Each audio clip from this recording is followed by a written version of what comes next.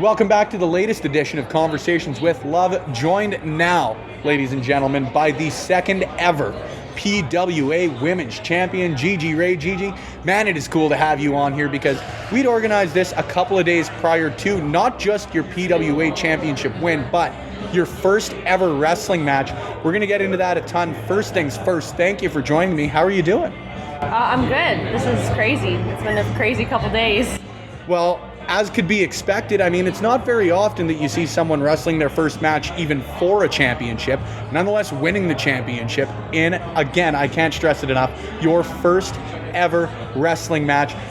Just take me through sort of how it felt, not only when you won the championship, but just sort of seeing everyone's reaction to it. To be honest, it kind of still feels like a dream. Yeah. And nothing really felt like real about it. Everything kind of like happened so fast. It kind of was like, on Wednesday, I found out I was going to be in this match, and then on Saturday it was happening, and yeah, it kind of just went down from there. So take me through it. You find out that you're wrestling your first match. I'm assuming someone in the back tells you. What's your initial reaction?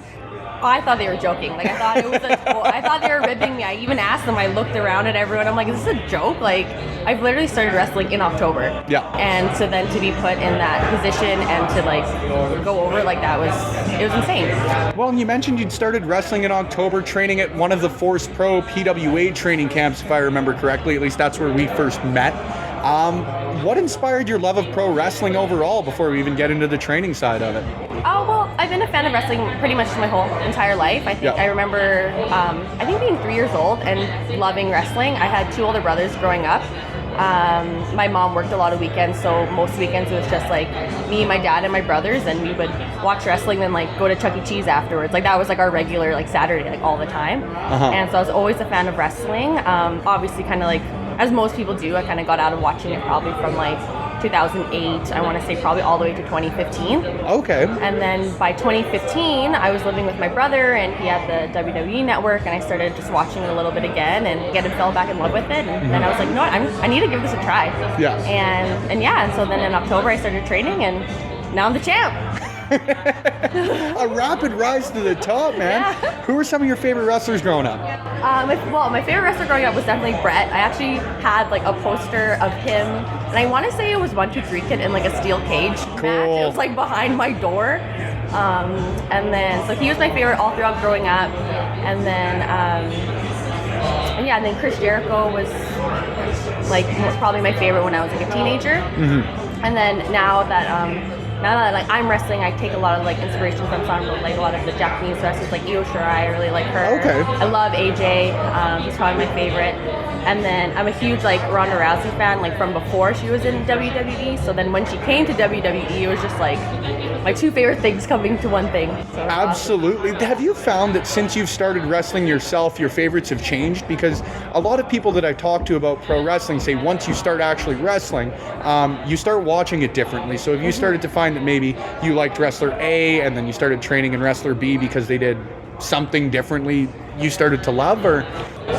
I think so. Well, I remember when I was just getting back into watching wrestling, I remember I saw like a couple clips of WrestleMania 31. Okay. And I think the first spot that I saw was, because I knew Randy Orton from before, and then he was wrestling Seth Rollins. I had no idea who that was. And they did that spot where Seth went to do the curb stomp and Randy turned into like literally the coolest spot of all time. And I was like, who is that? Who is this guy?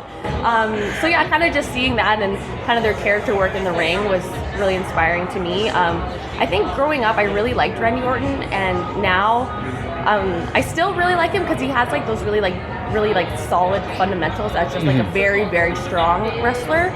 And so I think like especially now that I have been training, when I'll go to training and I'll come home and I'll like put on wrestling right away, and just to kind of see how all that stuff that I've learned can work together like in a match. Very cool. Mm-hmm. What was your first experience training like? Because like you say, you hopped in with Force Pro in October.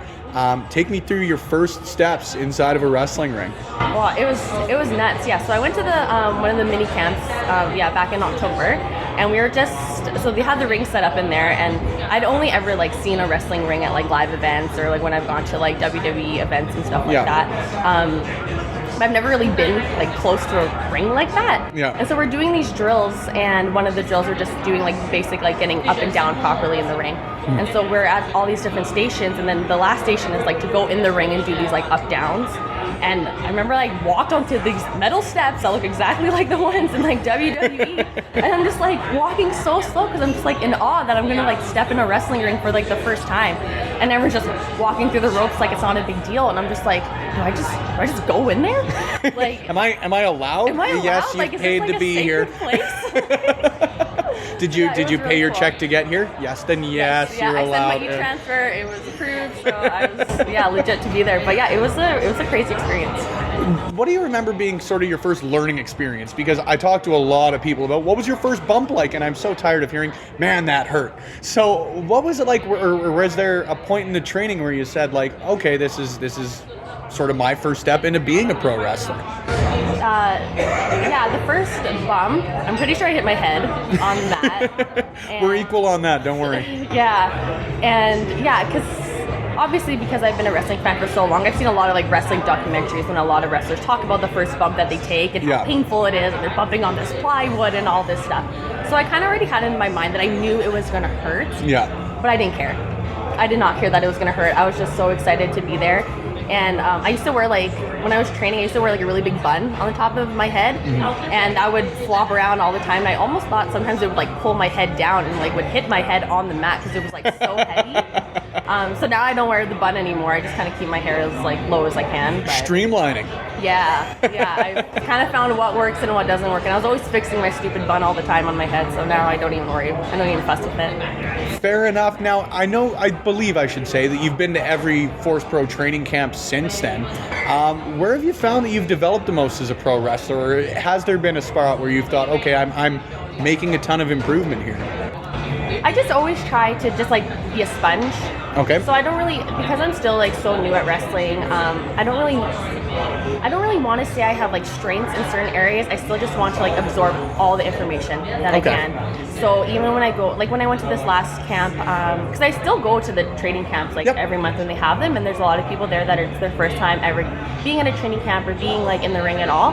But I don't feel that like I'm better than any of those people. I know like I was just a few months ago that I was at my first training camp. So I just want to go there and just try to do the best that I can, learn as much as I can. I know there's always stuff for me to work on, things I can get better at. And if people think I'm doing great, then that's awesome. But like for me, I don't want to see myself as ahead or better than anyone in that ring. I'm still just there to learn and to improve myself.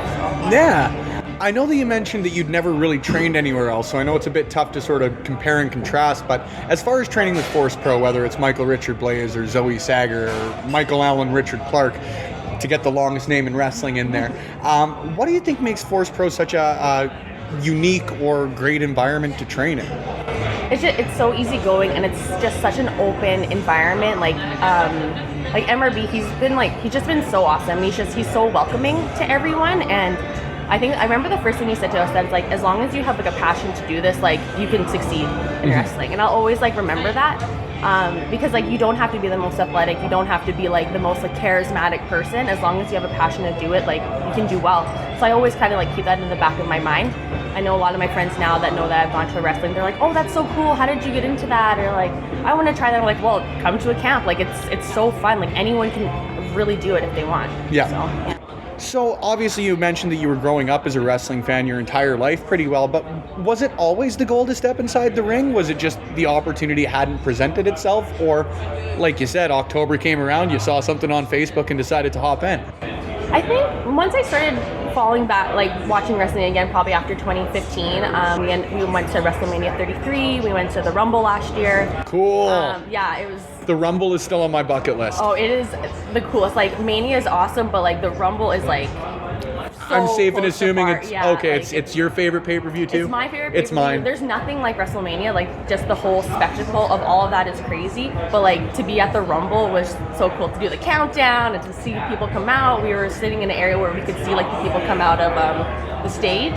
Sweet. So it was awesome. So we have all these videos of these people. The setup last year was so nuts. I absolutely loved it. It's huge, and we saw like the roof open up at the whatever Diamondback. The Diamond Baseball Stadium. Yeah, Don't worry, I'm not a baseball fan either. Yeah, whatever it was really, really cool.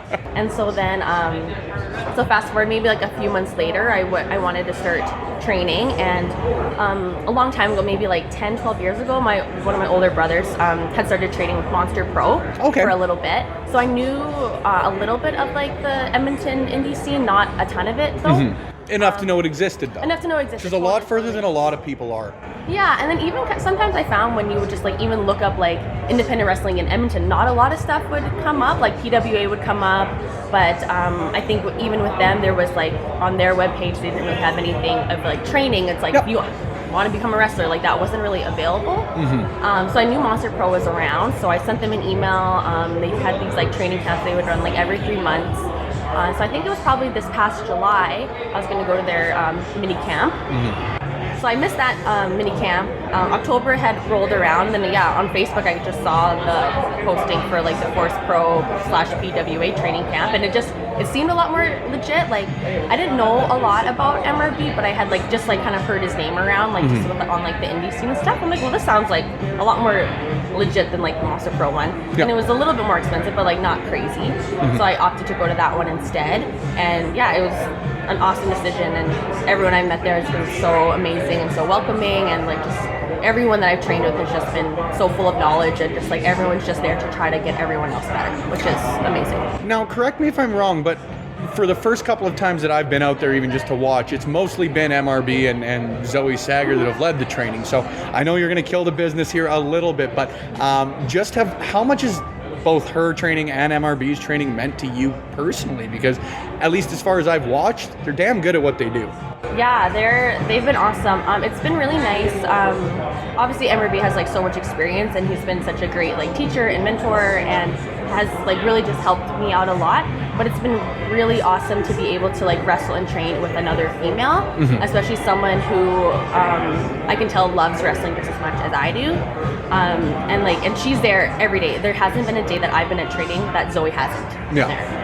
And so I think that says a lot to her character and to her work ethic. And so I really, really enjoy training with the both of them. And it's been a nice little like wrestling family. So it's been like really cool. Oh, I love the phrase "the wrestling family." I grew up in kitchens. That's the only phrase I ever heard from my coworkers. This is the Joey's family here.